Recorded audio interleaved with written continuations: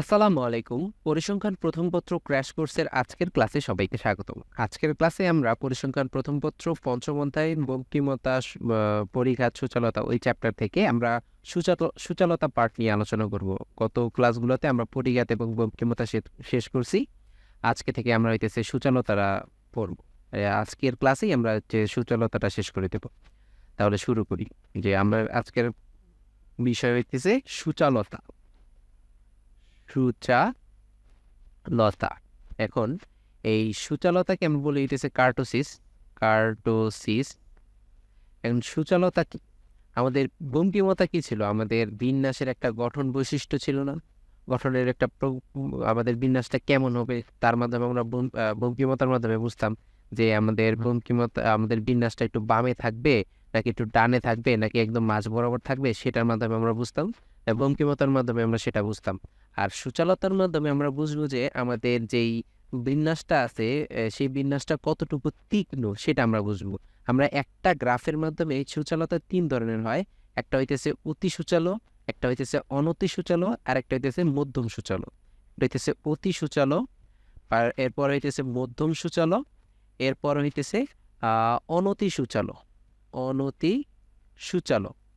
এখন এইটা আমরা একটা গ্রাফের মাধ্যমে দেখার চেষ্টা করি।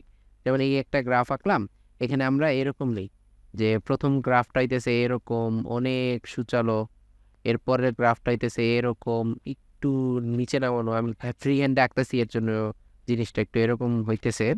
আচ্ছা, আমি একটু এটা মুছে দেই।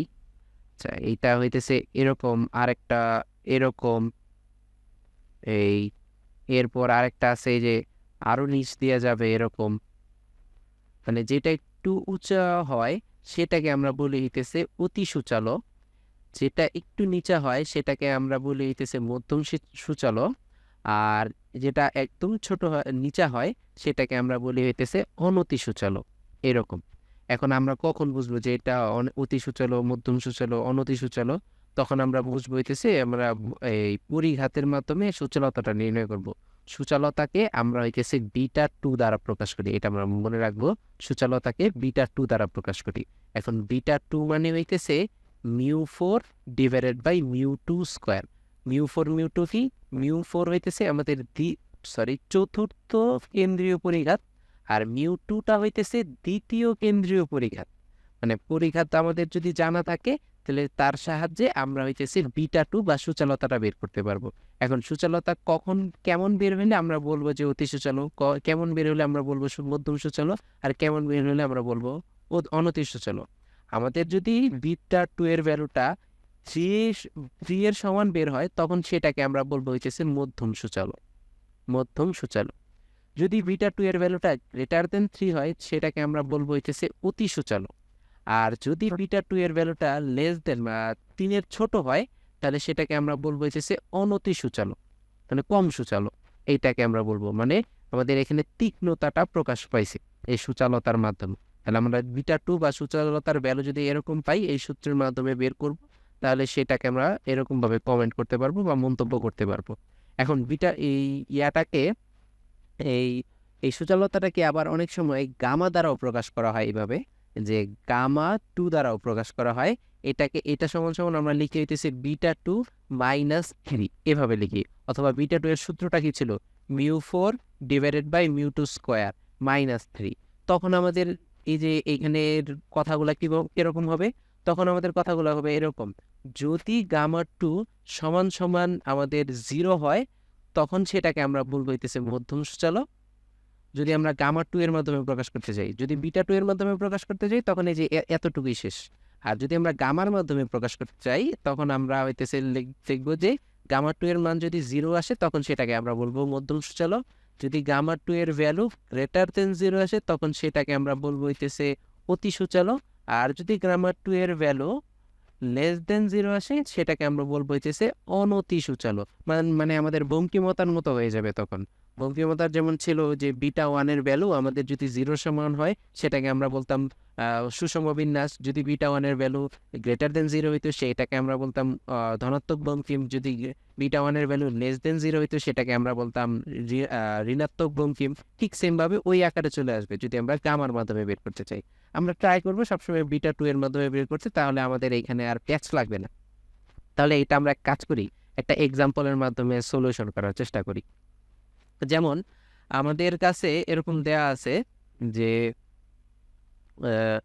এরকম যদি দেয়া থাকে যে কয়েকটা আমাদের দেওয়া আছে, এই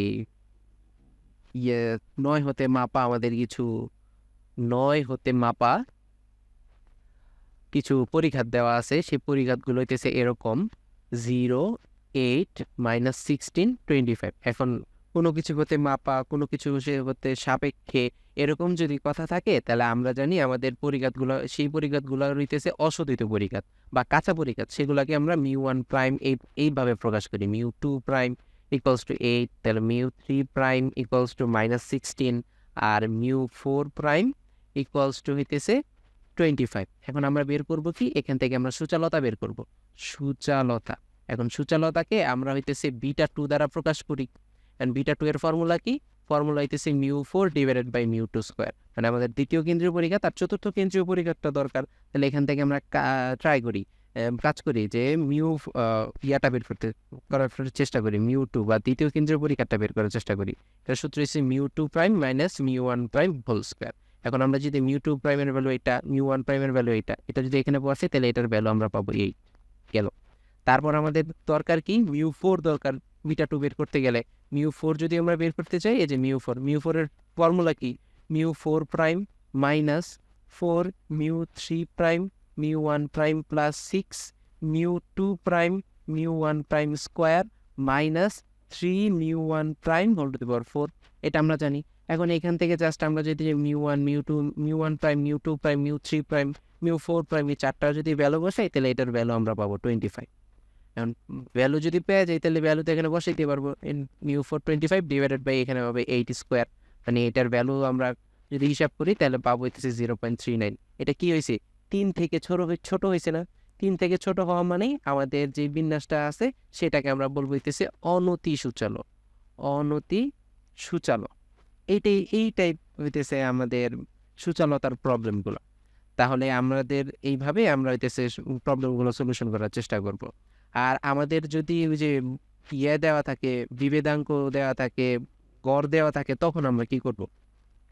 সাপোজ আমাদের বিভেদাঙ্কতে বিভেদাঙ্ক দেওয়া আছে আমাদের 30% আর হইতেছে আমাদের গড় দেওয়া আছে, গড় x⁻, এইটা দেওয়া আছে হইতেছে 20। এখান থেকে আমাদের বলল, আর চতুর্থ কেন্দ্রীয় পরিঘাত দেওয়া আছে। সাপোজ ধরে নিলাম যে চতুর্থ কেন্দ্রীয় যে পরিঘাতটা সেটা আমাদের দেওয়া আছে 120, μ4 চতুর্থ কেন্দ্রীয় পরিঘাত সেটা দেওয়া আছে 120। এখন এখান থেকে আমাদের বলছে সূচালতা বের করতে। এখন আমরা জানি সূচালতা সমান μ4/μ2²। এখন μ2 তো 4 তো জানি, μ2 তো জানি না। μ2 মানে কি? দ্বিতীয় কেন্দ্রীয় পরিঘাত। আর দ্বিতীয় কেন্দ্রীয় পরিঘাত মানে কি? আমাদের না, ভেদাঙ্ক না। এখন এইটার সাহায্যে আমরা ভেদাঙ্ক বের করার চেষ্টা করব। আমরা জানি ভেদাঙ্ককে সিগমা স্কোয়ার দ্বারা প্রকাশ করা হয়। এখন আমরা তো জানি সিভি এর ফর্মুলা σ/x⁻× 100। এখানে 100 দিলে ওই পাশে পার্সেন্টেজটা দেওয়া লাগে না, আমাদের তো x বার জানা আছে। তাহলে 30 × x⁻/100। তাহলে এখানে 30 × x⁻ কত, 20/100। তাহলে সিগমার ভ্যালু আমরা পাবো হইতেছে 6। তাহলে সিগমা স্কোয়ার বা ভেদাঙ্কর মান কত পাবো আমরা? 6² মানে হইতেছে 36। 36 পাওয়ার মানে কি, আমাদের μ2 এটার ভ্যালু হইতেছে 36। তাহলে μ2 এর ভ্যালু আমরা 36 পেয়ে গেলাম। তাহলে এখানে আমাদের ভ্যালুগুলো বসাইতে পারবো, 120/36²। এটার ভ্যালু যদি আমরা কাউন্ট করি 0.093 হবে। এটা লেস দেন 3 হয়েছে, তখন এটাকে আমরা বলবো হইতেছে অনতি সূচালো, অনতি সূচালো। তাহলে এইভাবে আমরা হইতেছে এই টাইপ এক্সাম্পলগুলো বা প্রবলেমগুলো সলভ করার চেষ্টা করব। তাহলে এই ছিল আমাদের সূচালতা পার্টটা। আমাদের পঞ্চম অধ্যায়ের মোটামুটি সব শেষ। নেক্সট ক্লাস থেকে আমরা পরবর্তী চ্যাপ্টারে চলে যাব। তাহলে সবাইকে ধন্যবাদ। আসসালামু আলাইকুম।